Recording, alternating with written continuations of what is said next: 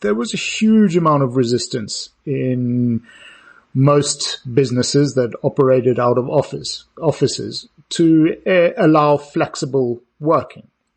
In fact, if you look at the sort of the trends of the sort of 2 decades preceding the pandemic, the trend was, in particular, in things like the tech sector, for these big companies and corporations like Apple and Google to try and persuade their employees practically to live in the office. So they had these gyms and workplace, it was almost like creating this in kind of, their life was on the Google or Apple campus or tech campus.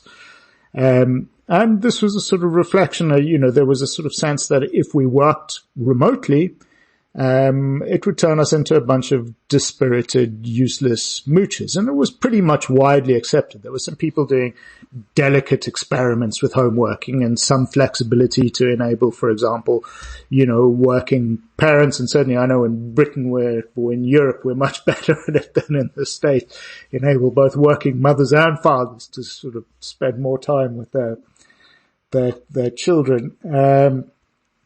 But there was generally a real resistance. There was an established view that this was just the road to ruin. It would ruin whatever they called company culture.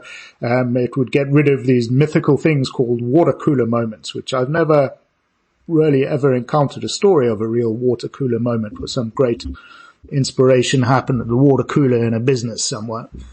And with the pandemic, when we were forced to work at home, suddenly people realized, that actually, in many kinds of roles in the workplace, it wasn't a road to disaster. In fact, people were more productive. And they were more productive because they didn't have to endure absolutely arduous commutes to their workplaces, which were, again, they had to live far away from because the nature of the way we organize our economy meant that property prices were too inflated to live anywhere near their actual workplaces. They also discovered that if they were able to spend more time at home and with their families, they ended up spending more quality, they ended up being more focused at work. They also recognized that when they were in the actual workplace, they also only actually spent 3 or 4 hours a day really working productively anyway, because at work you try and distract yourself by having conversations with in companionship with your work colleagues about how miserable your jobs are. So it shattered a well-established shibboleth about work.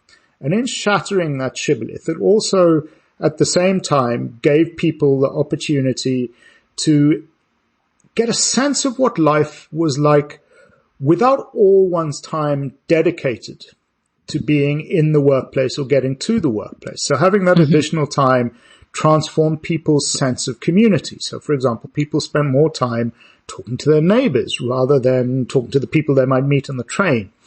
They spent, they got a different sense of geographical community, and they spent more time with their families. It had this net effect of readjusting individual priorities. And as a result of that, many people fundamentally changed their attitudes and responses to and expectations of what would be tolerable for the workplace. So that was a fairly fundamental shift. And once you break one shibboleth, then other shibboleths can begin to fall as well. So, for example, we're seeing now real momentum, certainly in mainland Europe, around the 4-day week now. And that's again, it seems to me a logical and obvious thing to do. But I mean, very serious momentum from, not just big businesses, but, governments as well. I mean, I keep getting invited to all sorts of big government sponsored conferences and 4-day weeks and the like now. So I think it's what it's done is it's brought about what you could call there's this wonderful expression, a plastic hour, a period, a moment where sort of change seems possible. And I think we're in that at the moment, certainly in the way that we organize work. And I think the pandemic has played a big role in amplifying the deep currents that were already bubbling underneath, that have enabled us to sort of ask these questions and seek these slightly different answers. And I expect big changes to come. So what does the future look like if we don't change our approach to work? Or how confident, let me rephrase that.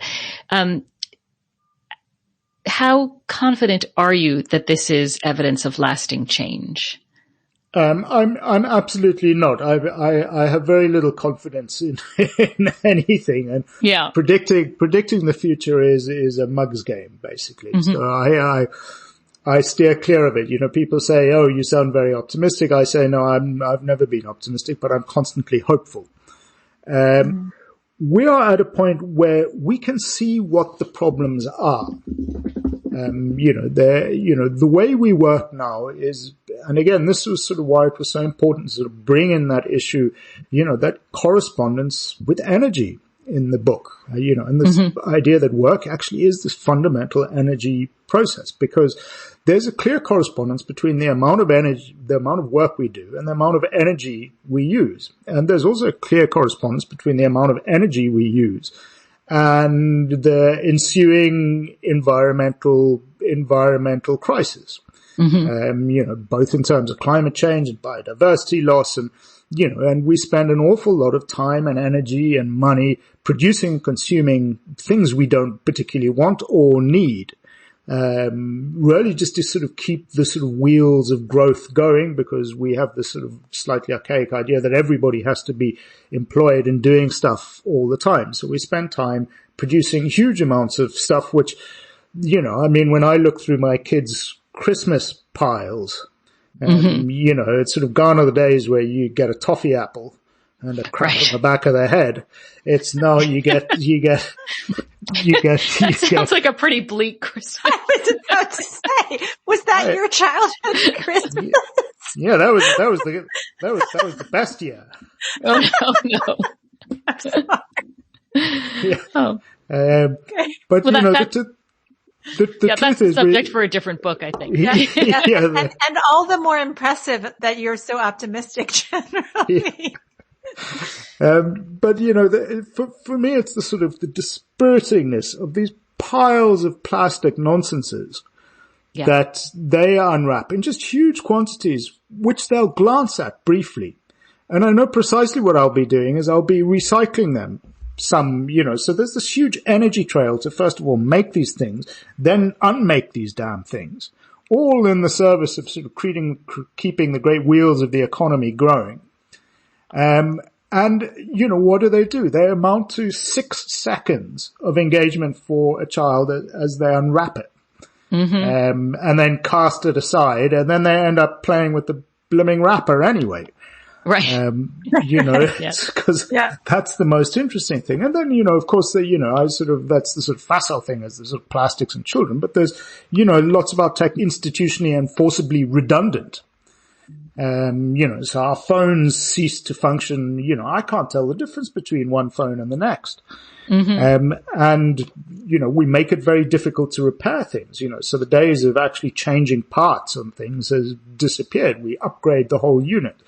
Mm-hmm. And again, it's all to do with this sort of fairly pointless focus on production and consumption. And this again relates very closely to our determination to keep everybody in jobs, to keep the wheels of the economy growing and growth going. And this ultimately is a set of destructive behaviors. And, ironically, it's a set of destructive behaviors and nobody's even happy. Right. I understand the human tendency for destructive behaviors. Lots of people smoke and drink and take drugs until they sort of waste away to nothing. But at least doing that is fun. With our economies, we're spending our time doing really dull things and at the same time cannibalizing our futures.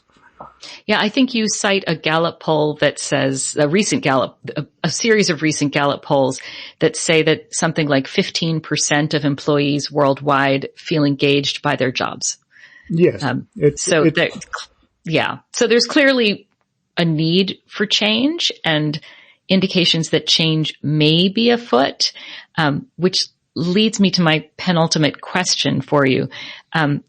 Which is about the conclusion of your book. In the conclusion of your book, you say, when in the 1960s, anthropologists began to work with contemporary forager societies, they did so in the hope that their work might shed some light on how our ancestors lived in the deep past. Now it seems that this same body of work might offer some insights about how we might organize ourselves in an